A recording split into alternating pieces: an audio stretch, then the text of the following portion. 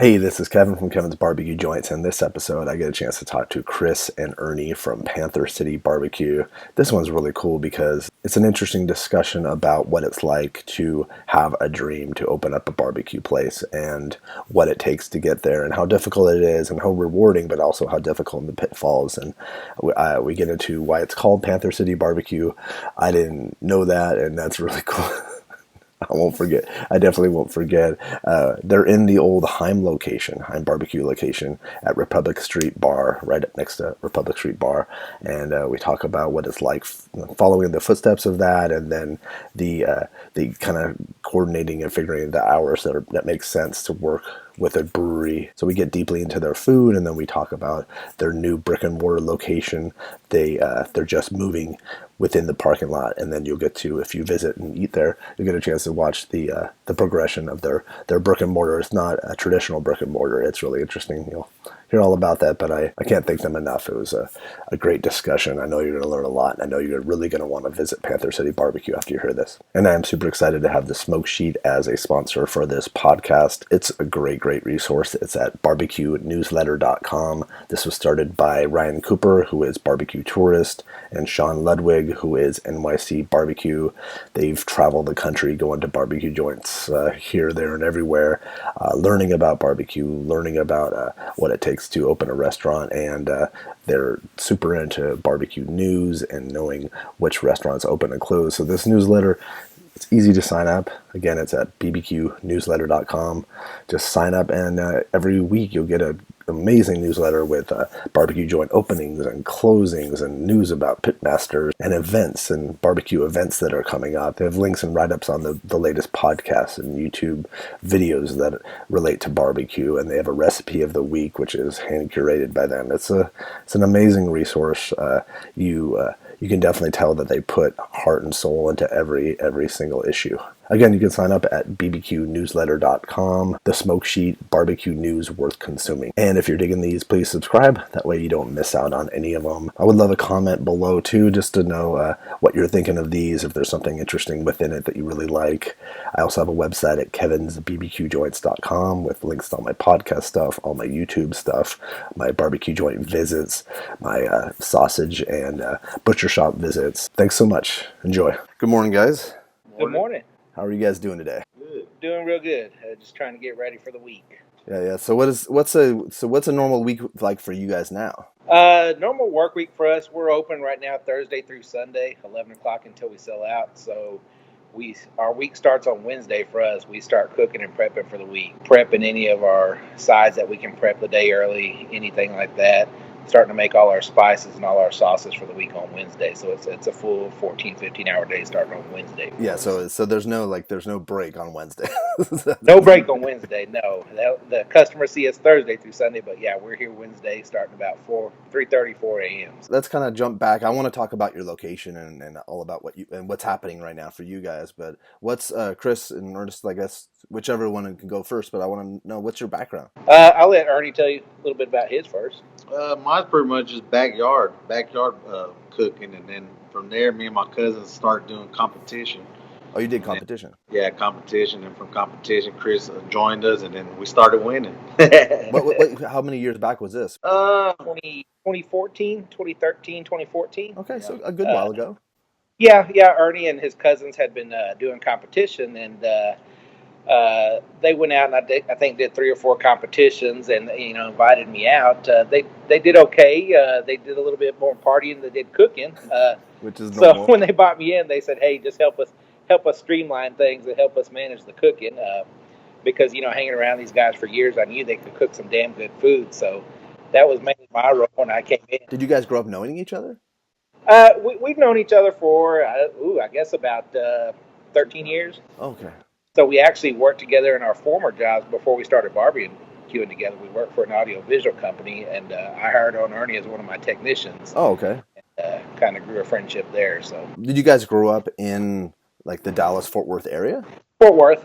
Ernie is born and raised in Fort Worth, and I'm originally from West Texas in the Lubbock area. Grew up about 10 years in Austin, and then moved to Fort Worth in '87 or so. And it's Yeah. interesting because I also want to talk about, because it seems like Fort Worth is sort of blowing up right now. Yeah, and it's funny. It's all happening at one time, and it really is blowing up. And we're really tight knit with a lot of these guys. A lot of the pop up guys, Brick's Barbecue, Dane's Craft Barbecue.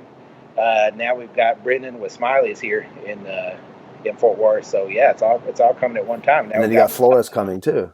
Flores, Michael Wyatt's headed up this way. So it's a great time to be a barbecue in Fort Yeah, Worth. and it's a great time to be up in the Dallas Fort Worth area. Gosh, and for people that fly Absolutely. into Dallas, look at these options now. Yeah. Oh yeah, for sure. So then, what was your so you did backyard cooking and then competition when you guys Chris, what was your background? My background, I did a lot of restaurant work, restaurant management way back in the day, and then I've been in electronics and audiovisual for the past 15 years. So my cooking background was just really backyard. Okay. Did you guys have those little offsets in your backyard? We did a lot more direct heat cooking. We did have some offsets, but we did a lot of grilling, Okay. direct heat cooking, tablitas, fajitas, anything Yeah. Mexican style or Tex-Mex. It's just the way we grew up. But then once we got into competition, my first smoker was actually a barrel with an ugly drum smoker. Uh-huh. Kind of honed in on that, and then decided, hey, I think we're ready to try the true offset and see if we can conquer that thing. But when you guys are doing the competition, that's a different world than the restaurant world. A lot different. Different world altogether. A lot of saucing, a lot of injecting, a lot of shaping. Shaping, making, yeah, exactly. It's very specific. So, yeah, something like that, I don't think you could eat on a regular basis. It's so pumped full of stuff. You're going for that one bite, one hit. If you try to take 3 or 4 bites, you might make yourself sick. So. That's true. That's true. And imagine the judges have to take a lot of bites. Absolutely. So what was the transition from that to doing pop-ups or two? So really a lot of it was at the competitions. We would go ahead and get extra food and invite friends and family out to just come hang out with us, keep us company at the cook-offs, at the competitions. And slowly but surely we kept getting requests. Hey, do you do birthday parties? Can you do our office party? So it just started to grow from there. We would pick up what we could up to the point to where the requests were so frequent. We said, hey, why don't we try to set up some places and actually make a little bit of money instead of spending so much money on competition, or should I say losing so much money on competition. Yeah, people probably don't realize that it's expensive to do these competitions. It's very expensive to do a competition. Not only your entry fee, but all the meat you buy, everything. And if you're lucky enough to win one, you're not really making your money back. You may break even if you're lucky. Especially, we were only doing it part-time, so we didn't have any sponsorships or anything like that. Like the big guys are getting meat sponsors and different sponsors, right? Yeah, you can pick up meat sponsors, and a lot of guys turn it into another career pretty much. So they get helped out that way because it is very expensive if you're doing it on your own. Did you have a 250 at that time or a 500 or? We did have a 250. We had a 250 built by AJ's Custom Cookers here in North Fort Worth out of Saginaw. I've heard of that. So that was our main cooker at the time. So we used a combination of that and our ugly drum smokers that we had at the time. I think we had 3 ugly drum smokers. But yeah, it pretty much evolved from there. So once the requests started coming, we started asking local bars if they wanted us out to cook some food, and we kind of grew it from there. We started off actually doing it with a couple of fold-out tables, a tent, and our 250, and kind of going renegade, doing the pop-up thing. Yeah, which everyone here in LA is doing. Yeah. So that's the way we started. So from there, we started getting requests to set up at other places, and we actually would start setting up at gas station parking lots or driving around barbershop to barbershop, running inside to see if they wanted to buy some food. Oh wow, that's you're hustling. Oh yeah. That's exactly what it was. We were hustling. The plan was to put a little money back so we could go ahead and invest in a larger smoker or even a food truck. And that's eventually where it led to. We saved up enough to buy our own food truck. Oh, yeah. And then we had another box smoker built to go on the back of that, and that was built by AJ's Custom Cookers as well. We were able to move on to larger venues like the breweries around town because we could actually get licensed to go out, actually go through the health department instead of going so renegade. Which is important, which is the route you should be doing. the right way to do it. So that's how we started out. But once we got the food truck, it really blew up from there. So what year was this? Was this 2016 probably? Or this was still 2014. Oh, wow. 2014, midway through 2014. Okay. We actually started getting invites out to corporate events to do standing appointments every Thursday, every Friday. So at this time, we were both still at the full-time job, and kind of got to the point where we were running out of excuses to take every Thursday and every Friday off. That's too funny. They're like, why are they Yeah, all? Why is Ernie and Chris always out? right, right. Yeah. Yeah, I was real good buddies with my boss. He owned the company, so he was understanding to a point. Mm-hmm. But Ernie worked under me, so I was able to switch Ernie to a 4-day, 10-hour work week, and then we would alternate, and I would take every other Friday off. Oh, that's And hilarious. it grew pretty quick to the point we had to make a decision. Are we going to keep going and grow this thing, or are we just going to do this, for the next few years? Were you called Panther So City at the time? we started off competition. We were called Heim BBQ. It's Okay. the name that Ernie and his cousins had come up with. Uh, Panther City came around in 2014 when we actually signed up for our first real gig was a school carnival. Okay. And filling out the health department application and the tax ID information and all that, it was time to come up with a real name for the business. We wanted to come up with something that really meant something to us. Okay. And so that's where the Panther City moniker came about, because there's a pretty big backstory to it. Panther City is a nickname for Fort Worth. Why is it? Why is that? So it goes back to the 1800s, before the railroad came through town. It was a pretty sleepy little town. It wasn't really doing so well. Okay. And the backstory is there was a lawyer that came over from Dallas that had an appointment at the courthouse in Fort Worth and said, man, this town is so sleepy. I found a panther asleep on the courthouse steps, and there was nobody to wake it up because there's nobody around. So anyway, after the railroad came through town, the town started to flourish. The locals kind of took that slap in the face and took that panther name as a moniker for the city to say, we can grow, we are strong enough. Ah, This is the Panther City, this is our city. that's great, and that's a great name to have. Wow. Absolutely. So there's several businesses around town that utilize the name Panther City, but it means something to us because the way we hustled, that meant something to us. Staying true to our home city, to our hometown. If you ever hear people call this, oh, it's just Dallas. It's not Fort Worth. It's Dallas. And that's probably why and I hate to interrupt. That's why when I kept saying Dallas Fort Worth, you kept saying Fort Worth because you have Yeah. Fort Worth pride. Okay, no, I get that. No, I get it now. Thank you. Yeah, it's a pride thing. People from Fort Worth are very proud about being from Fort Worth. It's a tight-knit community. It's slow. It's smaller than Dallas. It's slower than Dallas, but we take a lot of pride in what we do. And that's why we chose the name, because it means something to us being entrepreneurs in the city, trying to come up and do better and grow. That really means something to us every time somebody says Panther City. Well, now it means something to me, and hopefully people listening and watching this will understand that. That's great. Thank you for that, really. Yeah, thank you. Mm-hmm. So you had the food truck, and so were you starting to get buzz at that time? Really not at the time. We were still kind of underground doing the breweries. We were doing all the local breweries. But we I guess it was an underground buzz. More corporations were coming to us. Hey, can you set up here on Friday? Can you set up here on Thursday? Can you do our Christmas party? And it really wasn't until, I guess, October of 2017 Okay. till we found out that the location we're at now was up for lease at the Republic Street Bar.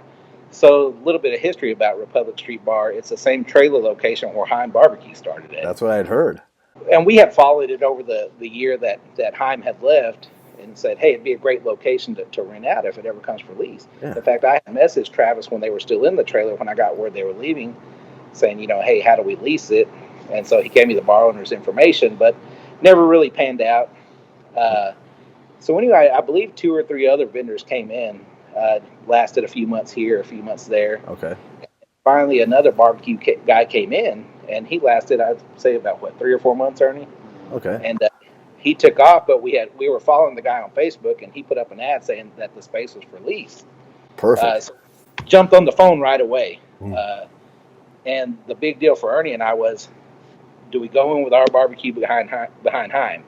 He said a pretty high bar for yeah, that's for sure. Yeah, without a doubt. Yeah, sort of. But do we go out there and put our heads out there on the chopping block and worry about people saying, "Are you guys trying to be the next Heim?" So, we were confident in our cooking ability that we want to do our own thing. We're not trying to copy anybody, although, we followed Heim and we respect him and Travis and Emma, great people. Yeah. So we said, we're confident in our cooking ability, so let's go ahead, let's give it a shot. Can we go back really quick? What were you cooking at the time? Right, traditional Texas barbecue. Once we got into the spot, We were still working off of our box smoker from AJ's Custom Cookers. So we opened the food truck here at Republic Street Bar in January of 2018. Okay. And really bad time to start a food truck in January. Why is that? Well, tell people why. Tell people maybe they can learn from this. Why? It was just so cold. The weather's so unpredictable here in Yeah. Texas. You may have 70, you may have 10 degrees. True. And we got 10 degrees. In fact, our grand opening, it wasn't really bad. It was maybe 60 degrees. So, but I think our second week of business, I think we had an average of 14 that week. Yeah. And being a food truck outside, it's not very good for business.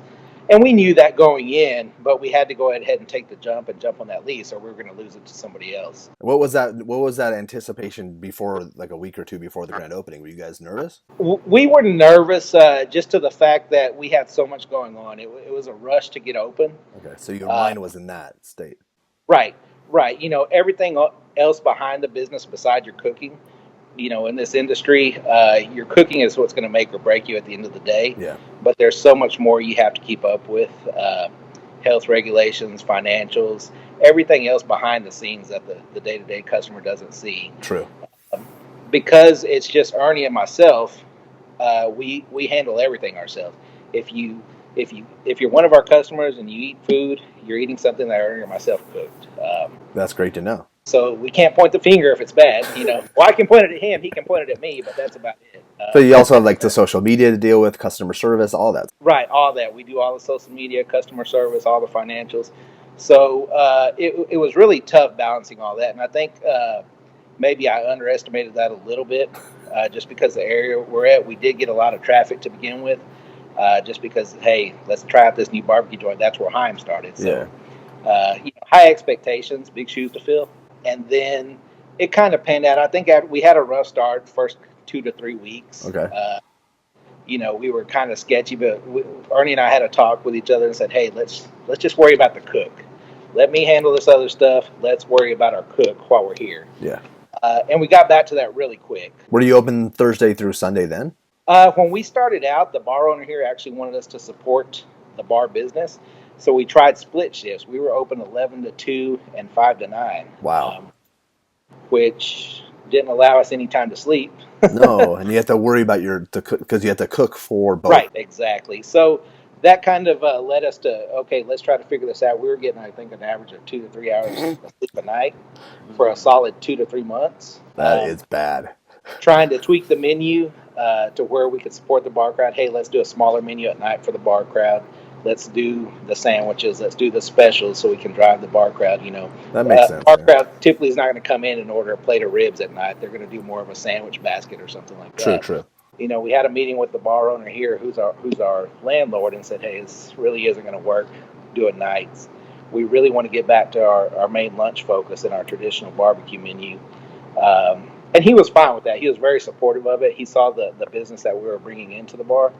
So he said, hey, as long as you guys make it work, you can do whatever you want to do. Okay, because people could eat and then they could stick around, right? Like that's right. They do. They do. And especially even on cold weather days, you wouldn't know this is a bar. You think it's a barbecue joint. It completely fills up with people. See, that's great. Okay, that's great. Okay.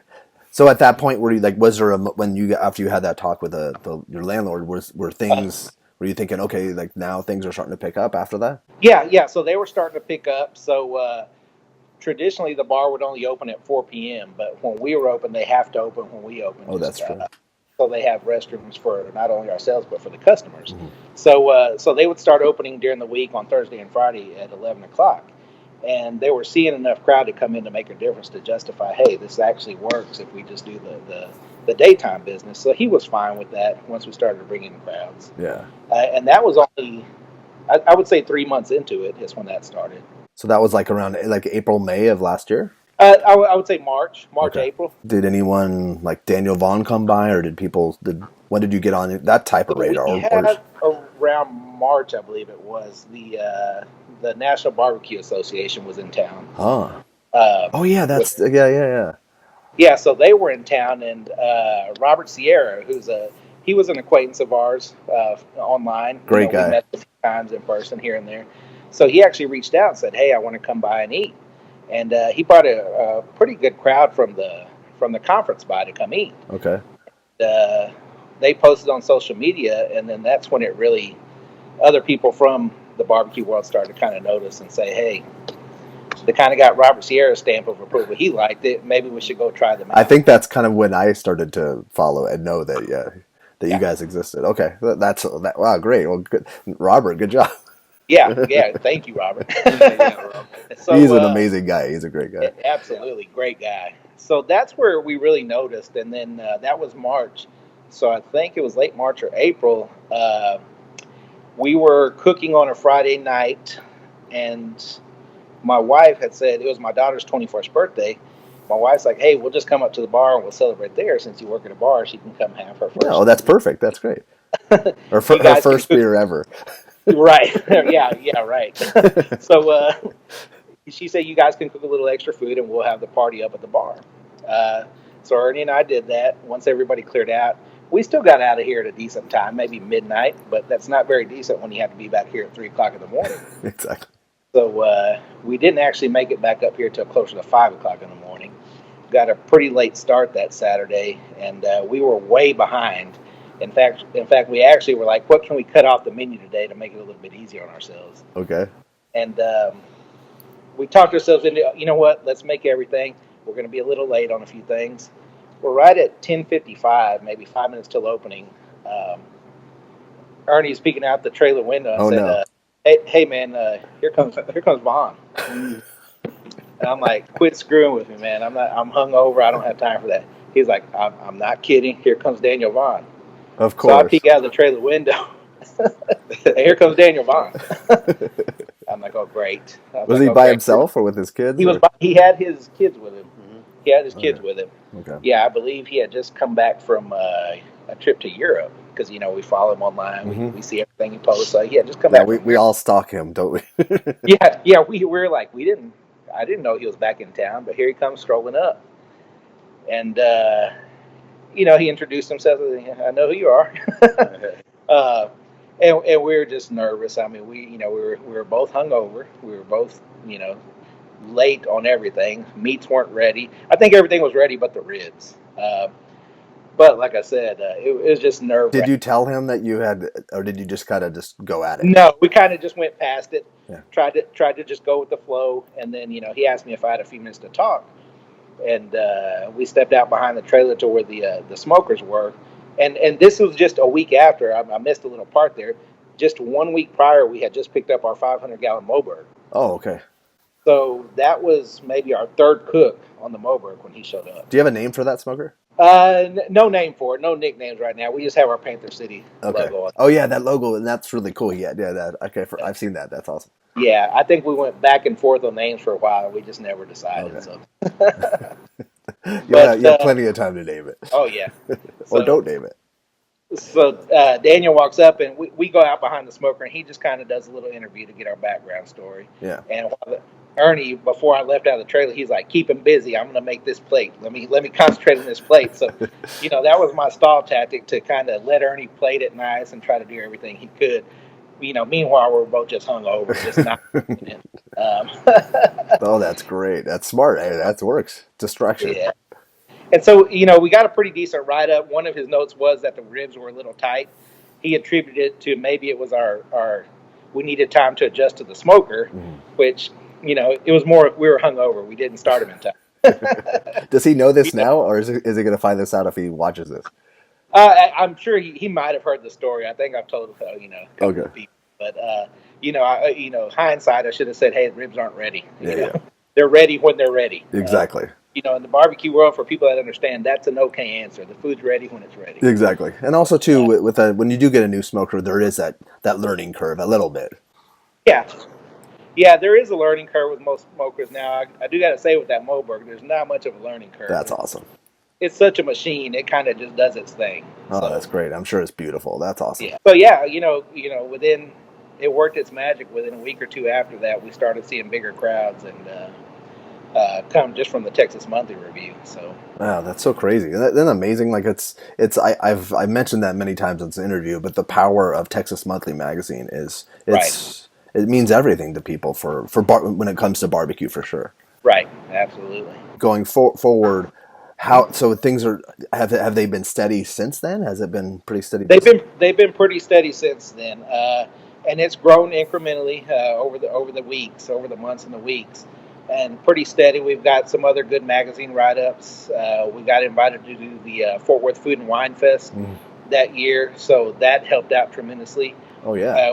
Got invited to do our second annual Food and Wine Fest coming up in April. I've seen that and I saw your name on there. That's great.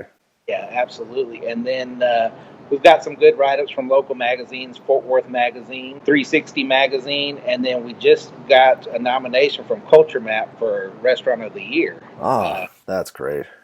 So, those little media things, when they get out, they really do help business. It looks like Daniel Vaughn's putting together a list of the best new barbecue spots too. Right, yeah. So we're crossing our fingers and just putting our nose to the grindstone and just do what we do. And, we'll cross our fingers. If that happens, it happens. But Ernie and I are just trying to concentrate on our food. And are you having fun? Tons of fun. Yeah. Really? That's good to hear. People drop by to visit us, and it's like, this is, I point to the smoker and the outdoors, and I said, this is my office. I know, it's for 15 amazing. years, I was at a desk facing a wall. Now this is my office, and I don't regret it, not one bit. So what would your advice be to someone that wanted to do what you're like, to go that route? Is there any type of advice you can give them, or just to get out and talk to people that do it for a living? Because a lot of people base it off of what they read in the magazine. They see the sold out by 1 o'clock, and you're quote unquote killing it. It's not a high margin industry by any means. If you're in it for the money, you're in it for the wrong thing. For sure. It has to make you happy. You have to have a passion for what you do. So you can't just get a smoker and you're good. Yeah, you can't get a smoker and you're going to start selling out and you're good. That's just not what it is. And we don't sell out every day. There's a lot of times we do. There's a lot of times we don't. Every day is different. The seasons bring different things. Different holidays are going to affect your business. The business trends, the forecasting of how much food you have to cook. For sure. You have to build a cycle and be smart about it in a business sense. So it's not all just kick back, drink a beer, and cook some food. Yeah. And just because you enjoy it in your backyard, opening a beer and cooking food, doesn't mean you can enjoy it when your livelihood depends on it. And just because your friends say it's good, you should open a place. Doesn't necessarily mean. Yeah. Just because grandma tells you can sing doesn't mean you can sing. I know, it's funny. I always think that like everyone wants to be a singer these days. It seems like there's so many singing, right? And there's a lot of good. It's some of it, but yeah. But now, do you feel like your food has changed? Do you feel like your brisket's better than it was? I'm sure it's progressed, right? You do feel like I think it's way better than when we started, and I think we still have a ton of room for improvement. You can't ever get complacent in anything you do in life. If you do, that's where you'll be. For sure. I think we have a lot of room to improve. We're still working on a lot of our sides. We've evolved some of our menus since we've opened to incorporate a little bit more Tex-Mex. Okay. One of our top dishes is called the brisket elote, which is a Mexican street corn cup topped with brisket, cilantro, queso fresco, and hot sauce. And it's a huge item here. It's one of our top sellers. I could eat that every day. Yeah, and then we also take the traditional jalapeno popper and we stuff our pork belly burnt-in into it, and that's been a big hit as well. That's perfect for bars. With the cold weather we've had, we've been doing barbacoa chili.